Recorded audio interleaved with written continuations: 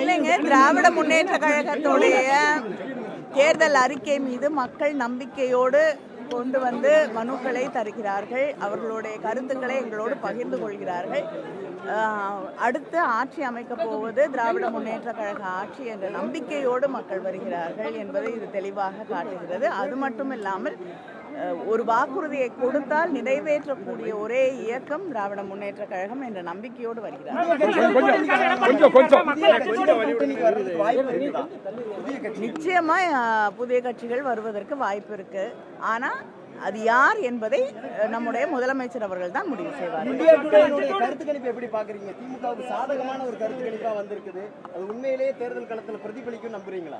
இல்லைங்க, எந்த கருத்து கணிப்பு வராட்டியும் நிச்சயமாக தேர்தல் களம் திராவிட முன்னேற்ற கழக கூட்டணிக்கு சாதகமாக இருப்பதாகத்தான் நான் கண்கூடாக ராகுல் காந்தி அவர்களோடு சந்திப்பு நடத்தினீங்க. அந்த பேச்சுவார்த்தை சுமூகமாக இருந்ததா? அந்த கூட்டணி எப்படி உறுதி செய்யப்பட்டு விட்டதா? இல்லை இன்னும் அதுல சலசலப்பு இல்ல, கூட்டணி உறுதி நான் செய்ய வேண்டியதில்லை. முதல்லயே கிட்டத்தட்ட பல ஆண்டுகளாக காங்கிரஸ் இயக்கத்தோடு திராவிட முன்னேற்ற கழகத்திற்கு ஒரு கூட்டணி இருக்கு.